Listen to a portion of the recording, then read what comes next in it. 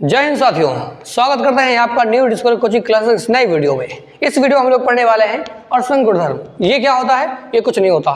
Class 12 chemistry का बहुत ही important topic है अड़संग गुणधर्म, जो कि एग्जाम में तो हर बार पक्का ही पूछा ही जाता है।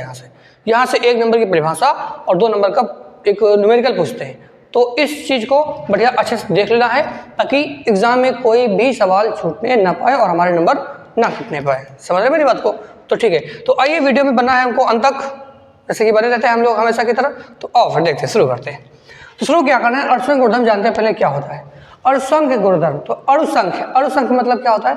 अणुओं की संख्या, है ना। और गुणधर्म मतलब क्या होता है? प्रॉपर्टीज, गुण, वो क्या होते हैं। तो देखो हम लोग चैप्टर पढ़ रहे हैं विलियन। कौन सा विलियन है? कौन सा चैप्टर है वाला? ये चैप्टर है विलियन, और इसमें जो भी बातें होंगी वो होंगी विलियन की बातें होंगी। यानी कि विलियन में कौन कौन होता है? विलय होता है, विलायक होता है, तो बातें उनकी होंगी।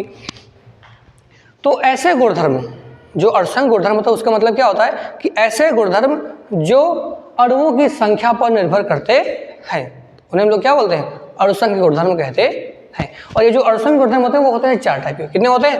4 प्रकार के होते हैं। देखो कौन कौन से। पहला होता है जिसे हम लिखें क्वथनांक में उन्नयन। क्वथनांक में उन्नयन।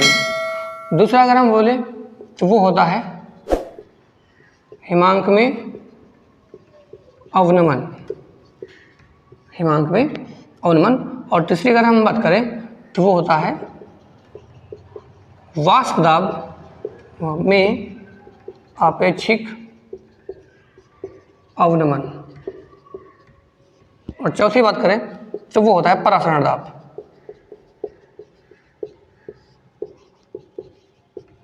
परासरण दाब। तो ये 4 प्रकार के अणुसंख्य गुणधर्म को पढ़ने हैं। तो इनको स्टार्ट करेंगे हम लोग पहले नंबर से। कहाँ से? क्वथनांक में उन्नयन से। यहाँ से चीज़ों को स्टार्ट करेंगे।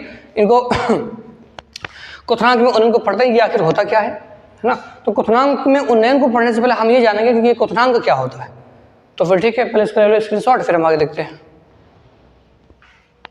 तो देखिए हम लोग पढ़ते हैं क्वथनांक। ये क्वथनांक होता क्या है, यानी कि इसको इंग्लिश से बोलते हैं बॉइलिंग पॉइंट। तो इसे ये क्या चीज़ होती है?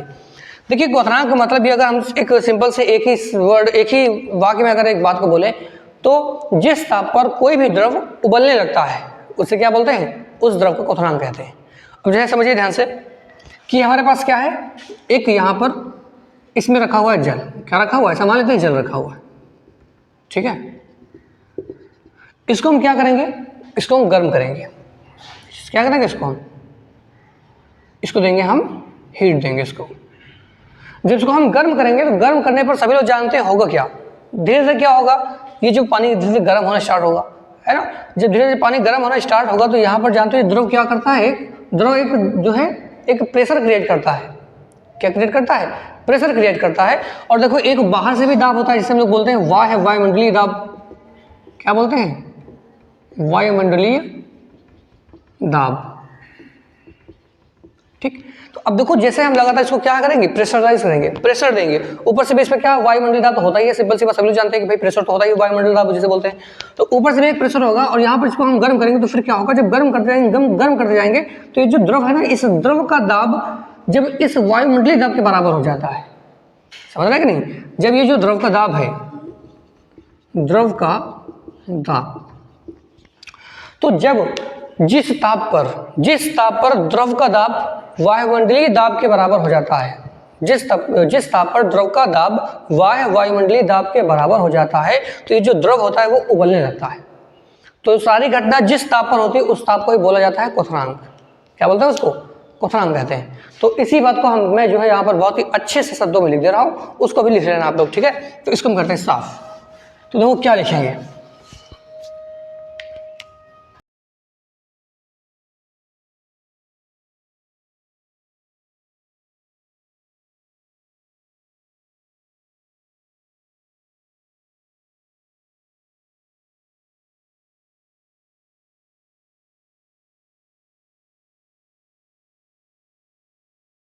देखो ये जो क्वथनांक है क्या है, सारी बातें मैंने यहाँ पे लिख दी हैं कि जिस ताप पर द्रव का दाब वायुमंडलीय दाब के बराबर हो जाता है तो द्रव क्या होता है? उबलने लगता है। उस ताप को ही क्या कहते हैं? द्रव का क्वथनांक कहते है। अगर हम बात करें जल के लिए तो जल का जो सामान्य क्वथनांक होता है वो कितना होता है? सभी लोगों को पता है कि जो जल होता है वो 100 डिग्री सेल्सियस पर क्या करता है? उबलने लगता है। तो यहाँ पर एक बढ़िया नोट बना के लिखेंगे कि क्या बना के लिखेंगे, ये सवाल में बहुत प्रयोग होगा, ठीक है, कि जल का सामान्य क्वथनांक, जल का सामान्य क्वथनांक 100 डिग्री सेल्सियस होता है। तो इसको सभी लोग याद रखिएगा। तो ये होता है जल का सामान्य क्वथनांक हो गया 100 डिग्री सेल्सियस। तो ये बात हो गई क्वथनांक की, लेकिन हमको क्या पढ़ना है? क्वथनांक में उन्नयन पढ़ना है। तो पहले इसका स्क्रीनशॉट ले लो, फिर हम पढ़ते हैं क्वथनांक में उन्नयन। क्वथनांक का उन्नयन, देखो मैंने यहाँ पे हेडिंग कर दी। अब समझते हैं क्वथनांक में उन्नयन होता क्या है। अब इस बात को समझने के लिए देखो हम बहुत ही सिंपल सा उदाहरण लेते हैं। जैसे कि हमने यहाँ पे देखो क्या लिया है, और ये एक हमारे पास बर्तन है और इसमें भरा हुआ है पानी। क्या भरा हुआ है? इसमें बड़ी अच्छे से भरा हुआ है पानी। सिर्फ ये क्या है? ये है शुद्ध विलायक, ठीक, यानी कि पानी मान लेते हैं ये पानी है। अब देखो हम क्या करते हैं, जब इसको हम गर्म करेंगे, क्या करेंगे? जब इसको हम गर्म करेंगे तो यहाँ पे देखो जिस ताप पर ये उबलने लगे उसे हम लोग क्या बोलते हैं? क्वथनांक बोलते हैं, है कि नहीं? तो देखो ये जो शुद्ध विलायक है इसका कुछ ना, ये जो इसका जो क्वथनांक होगा वो क्या होगा? इसका कुछ ना अपना अपना एक अलग क्वथनांक होगा। इसे मानते हैं वो है TB नॉट। कितना है? TB नॉट, ठीक है। ये शुद्ध विलायक का क्वथनांक है। किसका है? शुद्ध विलायक का क्वथनांक। अब देखो क्या करते हैं हम इसी पानी में, बहुत ध्यान समझिएगा, इसी पानी हम क्या करते हैं? मिला देते हैं कुछ, इसका है कोई अवाष्पशील विलेय पदार्थ। क्या मिलाएंगे? एक अवाष्पशील विलेय पदार्थ। अच्छा जरा मुझे पहले ये बताओ कि अवाष्पशील विलेय पदार्थ होता क्या है? अवाष्पशील विलेय पदार्थ उसे कहते हैं जिसको गर्म किया है तो वो पदार्थ वाष्पित ना हो, उसे बोलते हैं हम लोग अवाष्पशील विलेय पदार्थ, ठीक है। जैसे कि चीनी। अब देखो जब चीनी को इसमें हम घोलेंगे, क्या डालेंगे इसमें? हम लोग चीनी को डाल दें। अगर ये पानी है और इसमें डाल दें हम चीनी, तो देखो भाई चीनी क्या हो जाएगी? यहाँ पे घुल जाएगी, नहीं घुल जाएगी?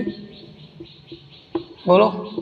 तो जो चीनी के अणु होंगे वो भी क्या होंगे? इस पानी में घुल जाएंगे।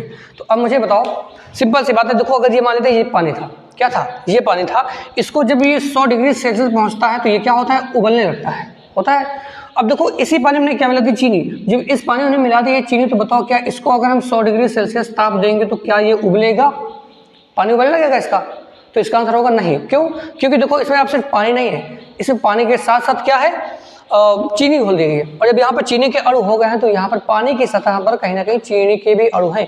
तो इसको जो है फिर जो अगर उबालना है हमको इस द्रव को, इस द्रव को उबालने के लिए हमको क्या करना पड़ेगा? 100 डिग्री सेल्सियस से ज़्यादा ताप देना होगा। आप समझ रहे हैं कि नहीं? जब इसमें हम लोग ताप को जब थोड़ा सा बढ़ाएंगे तब जाके फिर क्या होगा? धीरे धीरे जो जल है वो उबलने लगेगा, और जब उबलने लगेगा तो फिर क्या होगा? धीरे धीरे वाष्प होने लगेगा। तो समझिए बात ध्यान से कि जब ये पानी शुद्ध था, जब ये पानी शुद्ध था तो यहाँ पे 100 डिग्री सेल्सियस चाहिए था हमको, लेकिन जब इस पानी में मिला दिया चीनी, तो चीनी को मिलाने के बाद हमको जो ताप वो क्या करना पड़ा? बढ़ाना पड़ा, अगर इसको उबालना है तो। समझ रहे कहीं? तो हमने ताप को क्या कर दिया? बढ़ा दिया। और ताप को जो हमने बढ़ाया है ना, इसे बोलते हैं क्वथनांक में उन्नयन। क्वथनांक हमने क्या कर दी? वृद्धि कर दी। क्योंकि देखो जब तक ये उबलेगा नहीं तब तक क्वथनांक कहलाएगा नहीं। तो अगर हमको इसको उबालना है तो फिर बोलेंगे क्वथनांक, और जब इसको जब तक उबालेंगे, जब तक इसका ताप बढ़ाएंगे, जब तक ये उबलने ना लगे, तो जिस ताप पर ये उबलेगा तो उसका क्या होगा? क्वथनांक होगा। और इसके लिए इसकी मात्रा क्या होगी? ज़्यादा हो जाएगी। तो इसको हम लोग मान लेते हैं इसका जो क्वथनांक वो क्या होगा? TB। ये किसका है? ये है विलियन का, ठीक, ये विलियन का क्वथनांक है। तो अब देखो यहाँ पर ध्यान समझने वाली बात ये है कि पहले मान कितना था? TB था। पहले कितना था? TB था भाई, कम था, TB नॉट था। और बाद में कितना हो गया? TB। इसका मान क्या हो गया? बढ़ गया। तो बताओ इन दोनों से ज़्यादा कौन है? ज़्यादा है ये विलियन क्वथनांक क्या है? ज़्यादा है, और इसका क्या है? कम है। अगर हम निकालते हैं क्वथनांक में परिवर्तन यानी क्वथनांक में उन्नयन, वृद्धि कितनी हुई, तो वो देखो क्या होगा? डेल्टा TB बराबर TB माइनस TB नॉट। समझ रहे हैं कि नहीं? ये क्या है? डेल्टा TB बराबर TB माइनस TB नॉट। अगर हम यहाँ पे बात करें तो जो डेल्टा TB ये क्या है? ये है क्वथनांक में उन्नयन, क्वथनांक में उन्नयन है। और अगर हम पूछे भाई TB क्या है, तो ये क्या होगा? ये होगा विलियन का क्वथनांक। क्या होगा? ये विलियन का क्वथनांक। और उसके बाद अगर हम पूछे भैया TB नॉट क्या है, तो ये हो जाएगा विलायक का, ठीक। तो विलायक का क्वथनांक। तो ये चीज़ है, इसको बोलते हैं क्वथनांक में उन्नयन। क्या बोलते हैं इसको? क्वथनांक में उन्नयन। क्वथनांक में उन्नयन कब हुआ? जब हमने क्या किया कि किसी एक विलायक में अवाष्पशील विलेय पदार्थ मिला दिया, और जब हमने इसमें विलायक में अवाष्पशील विलेय पदार्थ मिला दिया तो फिर क्वथनांक में क्या हो गई? वृद्धि हो गई, यानी हमको ताप क्या करना पड़ा? बढ़ाना पड़ा। तो इसे ही बोलते हैं क्वथनांक में उन्नयन कहते हैं। तो इन्हीं चीज़ों को थोड़ा सा यहाँ पर शब्दों में अच्छे से लिखना है और फिर देखते हैं क्या करना है। ठीक है, तो पहले इसको हम लिख देते हैं यहाँ पर।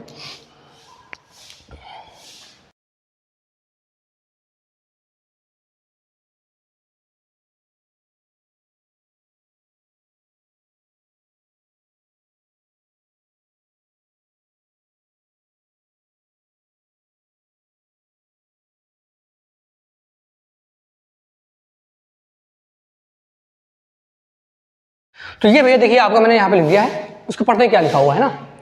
देखो, जब वाष्पशील विलायक पदार्थ में, वाष्पशील विलायक पदार्थ क्या होता है कि ऐसा पदार्थ जिसको अगर हम गर्म कर दो वो क्या हो, वाष्पित होने लगे। समझ रहे हैं ना। जब वाष्पशील विलायक पदार्थ में अवाष्पशील विलेय पदार्थ, अवाष्पशील विलेय पदार्थ मतलब क्या होता है, जिस पदार्थ को हम घोल रहे हैं पानी में यानी कि विलायक में, वो कैसा होना चाहिए, अवाष्पशील हो, यानी जिसको हम गर्म करें तो वो वाष्पित ना हो। जैसे चाहे वो नमक हो गया, चीनी हो गया, तो ये सब कैसे अवाष्पशील है। तो अवाष्पशील विलेय पदार्थ मिलाया जाता है तो विलायक के क्वथनांक में वृद्धि हो जाती है। तो विलायक के क्वथनांक में क्या होती है, वृद्धि। अब देखो विलायक के क्वथनांक में वृद्धि कैसे होती है कि जो यहाँ पे देखो हमने मिलाया था, है ना, फिर इसको हमको क्या, ताप को क्या करना पड़ा, बढ़ाना पड़ा। तो इसलिए इसको बोलते हैं कि विलायक में जो क्वथनांक उसमें क्या होती है, वृद्धि हो जाती है। तो इस वृद्धि को ही क्या कहते हैं, क्वथनांक में उन्नयन कहते हैं। इसे डेल्टा टीबी से प्रदर्शित किया जाता है। तो पहले इसका स्क्रीनशॉट ले लो, फिर लोग आगे बढ़ते हैं, इसको और समझते हैं कि आखिर और क्या है ये, इसमें कुछ और भी बातें जाननी, वो देखते हैं क्या है। देखो क्या देखेंगे, अब यहाँ पर हमें देखना है कि जो ये क्वथनांक में उन्नयन है, ये जो है इसका एक फार्मूला बनता है, वो क्या बनता है, ध्यान से देखिएगा कि जो क्वथनांक में उन्नयन है, क्वथनांक में उन्नयन ये समानुपाती होता है मोललता के। किसके होगा भाई, मोललता। और मोललता क्या होता है सब लोगों ने पढ़ी होगी, चैप्टर फर्स्ट का ये बहुत मोस्ट इंपॉर्टेंट टॉपिक है। मोललता, मोलरता और नॉर्मलता हो, उसके बाद चाहे मोल प्रवाह जो W/W% हो, W/V% हो या फिर V/V% हो, सारी संख्याएं पढ़ी होंगी सभी लोगों ने। तो अब देखो क्वथनांक में उन्नयन क्या होता है, डेल्टा टीबी होता है। ये समानुपाती क्या होगा, मोललता के, है कि नहीं, मोललता के। तो जब यहाँ से समानुपाती चिन्ह हटता है वहाँ पे एक आता है नियतांक, उसे बोलते हैं लोग केबी। क्या बोलेंगे इसको, केबी बोलते हैं। तो ये हो गया मोललता, समझ रहे कि नहीं। तो हमारा ये बनेगा फार्मूला एक छोटा सा। तो इसी फार्मूले से देखो सवालों को भी करना होगा, डेल्टा टीबी बराबर केबी इंटू मोललता। और यहाँ पर जो केबी है वो क्या है, केबी बराबर मोलल उन्नयन स्थिरांक है। ठीक, ये क्या है, मोलल उन्नयन स्थिरांक। अब देखो जिसको मोललता नहीं पता है, मोललता क्या होती है, तो मैं देखो यहाँ पे साइड में लिख दे रहा हूँ फार्मूला क्या होता है मोललता का। यहाँ पे देखिए मोललता बराबर होता है विलेय के मोल। ठीक है, क्या होता है, विलेय के मोल। और नीचे क्या होता है, विलायक का द्रव्यमान, विलायक का द्रव्यमान। और जो द्रव्यमान है वो किसमें होना चाहिए, केजी में होना चाहिए। तो यह है मोललता निकालने का सूत्र हो गया। और देखिए मोललता का हम निकालेंगे तो मोललता के साथ क्या निकालेंगे, तो उन्नयन निकालेंगे। समझ रहे हैं कि नहीं। अब देखो ये सब चीजें पढ़ने के बाद यहाँ से एक मोस्ट इंपॉर्टेंट बात क्या बनती है, मोस्ट इंपॉर्टेंट बात ये बनती है, जब भी सवाल दिया जाएगा, जब भी सवाल दिया जाए तो सवाल को बहुत ध्यान से पढ़ना है। वहां पे ये देखना है कि वो क्या पूछा गया है सवाल में। सवाल में क्वथनांक में उन्नयन पूछा गया है, या फिर विलयन का क्वथनांक पूछा गया है, या फिर विलायक का क्वथनांक पूछा गया है। समझ रहे कि नहीं समझ रहे, ये तीनों ही बातें अलग अलग होती हैं और जो पूछा जाएगा तो हमें वो निकालना है। इससे मान लेते हैं उसने पूछा है विलयन का क्वथनांक, क्या पूछा है, विलयन का क्वथनांक, तो वो क्या होता है, टीबी होता है। और जल्दबाजी में क्या करते हैं, डेल्टा टीबी निकाल लिया, वो कर रहे हैं, घूम रहे हैं। तो ऐसा नहीं करना है। अगर पूछा जाए कि क्वथनांक में उन्नयन, तब निकालना है डेल्टा टीबी। अगर पूछा जाए कि विलयन का क्वथनांक, तो फिर क्या निकालेंगे, टीबी निकालेंगे। समझ रहा है कि नहीं। तो देखिए अपने जो टॉपिक है क्वथनांक में उन्नयन, ये हो गया अच्छे तरीके से। अब अगर वीडियो अच्छा लगा हो तो लाइक कीजिएगा, चैनल को सब्सक्राइब कर दीजिएगा, अपने दोस्तों में शेयर तो करना ही करना है, ठीक है। और ध्यान सुने मेरी बात, इसको पढ़ लेना अच्छे से, इसका भी स्क्रीनशॉट भी ले लेना, ले ही लो पहले। तो हम लोग मिलेंगे अब अगले वीडियो में, यानी कि दूसरा कोई नया वीडियो होगा, नया वीडियो का होगा। इसके बाद जो भी था कौन सा क्वथनांक में उन्नयन के बाद हिमांक में अनोन, तो उसके साथ हम लोग मिलेंगे। तब तक के लिए जय हिंद, जय भारत।